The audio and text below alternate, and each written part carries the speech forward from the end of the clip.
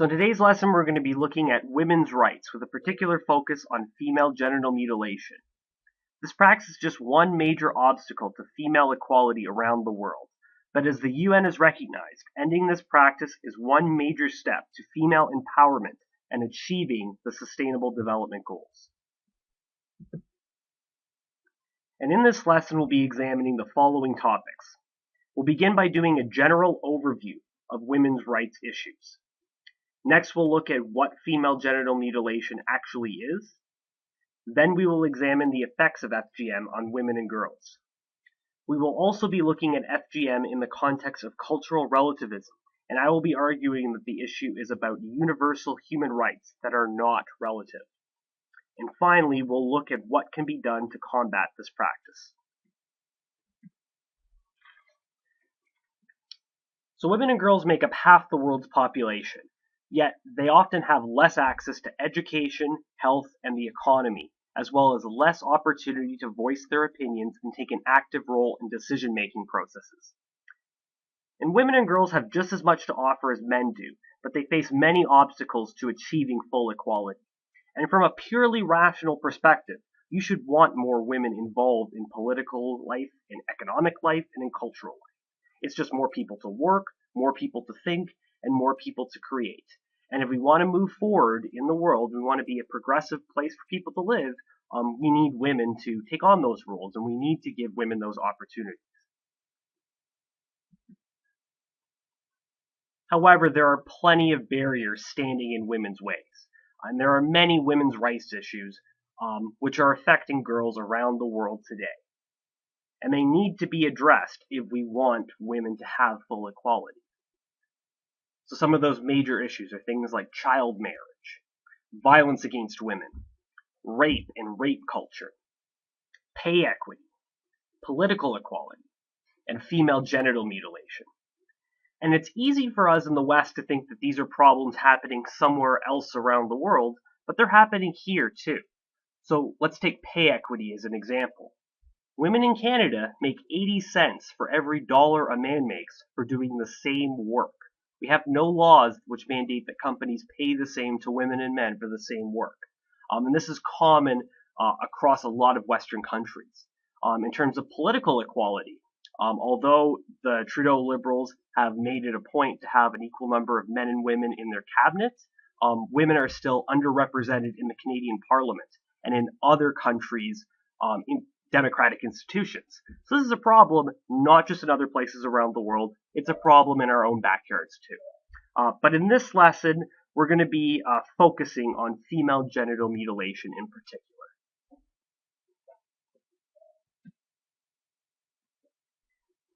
So what is FGM? Or it's sometimes also called female genital cutting, or FGC. Now the World Health Organization defines FGM as follows.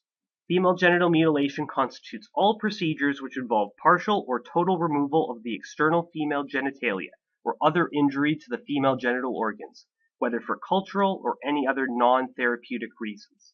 And again, this is a clear violation of human rights. Women are having this done to them against their will without their consent. Now, FGM has impacted more than 140 million girls worldwide, and it continues to impact 3 million girls annually in Africa. And you can see here at the side, this map is showing where FGM is most prevalent. It's concentrated on the African continent, and in particular in Central Africa. And just some facts about FGM. It's usually performed by older women or traditional birth attendants. Mothers assist in holding down their child's feet and or hands. Sharp objects are used to perform the operation. And we're not talking about, scalpels or other medical equipment. Usually we're talking about things like razor blades or other things which would be available, in a household. Anesthetics and antiseptics are generally not used. This is not being done in a hospital.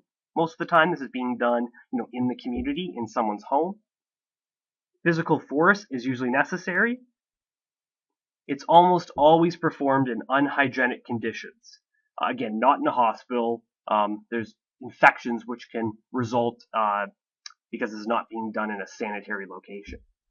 And although the age of the operation varies from tribe to tribe, it usually takes place while the girl is between the age of 4 and 10 years old. So the vast majority of the procedures take place.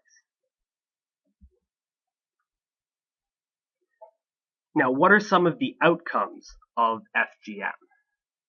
Now, there are many both physical and psychological health impacts. Many are lifelong and irreversible.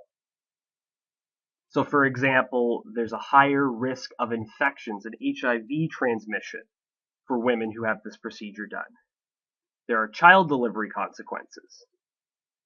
Intercourse is more painful for women who have had the procedure done.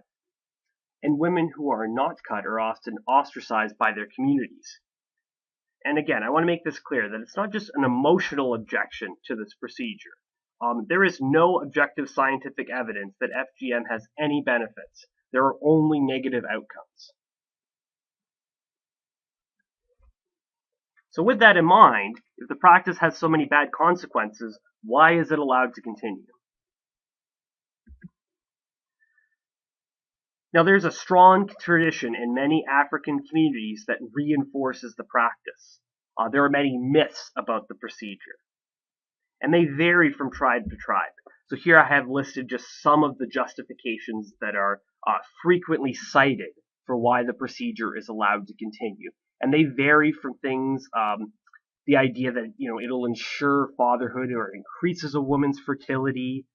It's seen as a rite of passage in some cultures, similar to how, in Canada, getting your driver's license or graduating from high school is seen as that rite of passage to becoming an adult. In some of these communities, FGM is seen as, a girl becoming a woman. In some cultures, it's seen as a way of preserving a woman's virginity. It's seen as a way of controlling girls. It's a way of pleasing men. But again, all of these, they're myths. They have no basis in scientific reality. Now, one major factor in the continued practice of FGM is that it's a precondition for marriage in many communities. Marriage is seen as a means of survival in many countries. There's also a different perception of women in many of these places. The role of a woman in society is to be a mother and a wife. And if you aren't married, or you're infertile, you're seen as having less worth. So there's a pressure for women to have this procedure done and to have their daughters have this procedure done as a way of making them more viable to potential husbands. There's also the importance of virginity in many of these cultures and the honor, the idea of honor in many of these cultures. And again, FGM is seen as a way of preserving those, although again, there's no scientific basis for that. And without FGM, women might be denied the right to marry.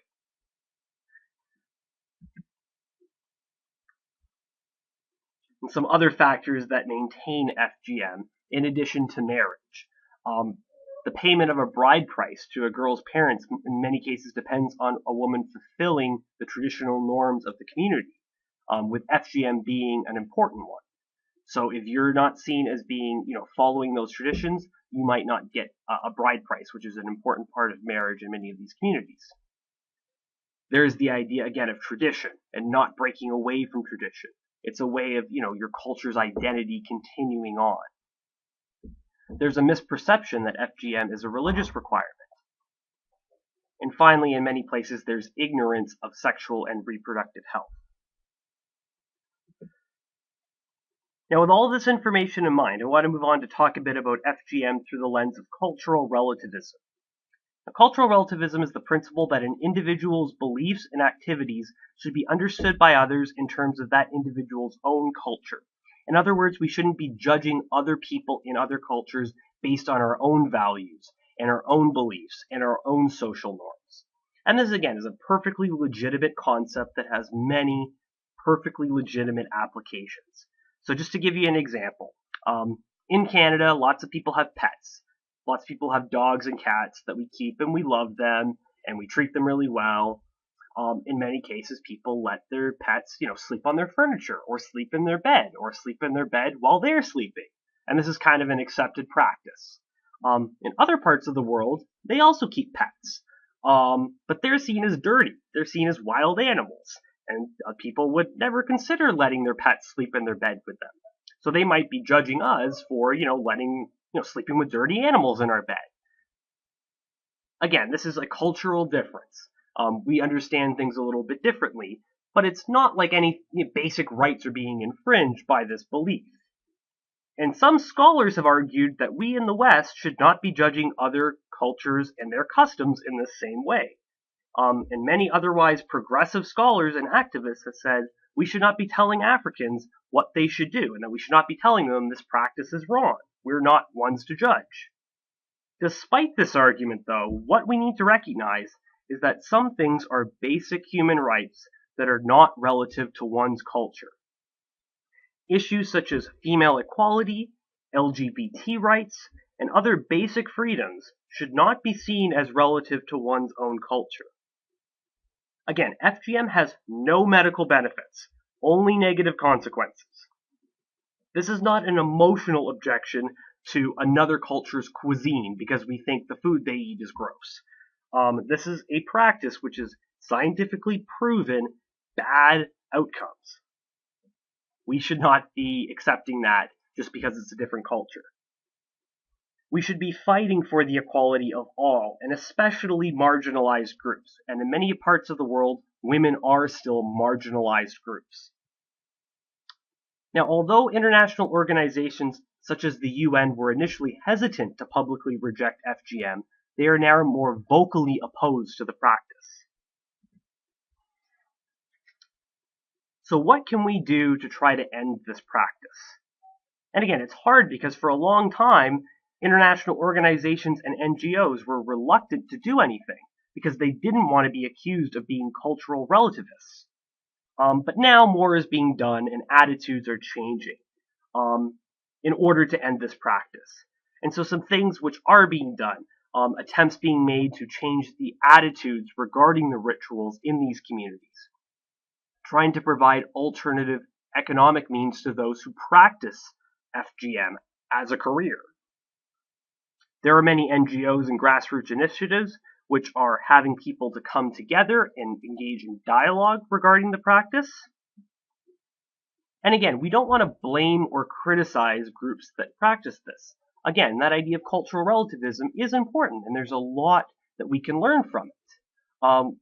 If you've grown up in this culture and you've been taught that this is, this is normal and this is right and this is the way we do things, we don't want to blame somebody because they grew up in that tradition. We want to encourage a dialogue where we can talk about things objectively and rationally.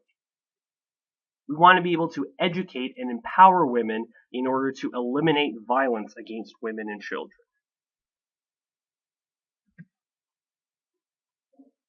So in summary, in this lesson you learned that female genital mutilation is the practice of ritually removing part or all of the external female genitalia. FGM impacts approximately 140 million women, mostly in Africa. FGM has many negative health impacts, while there are no medical benefits. Tradition, control of women, and ignorance of female reproductive health care are factors that allow for the practice to continue. While some cultural relativists argue that we should not judge other cultures, there are many empirical scientific objections to this procedure. And finally, many NGOs, international organizations, and grassroots initiatives are working to end the practice.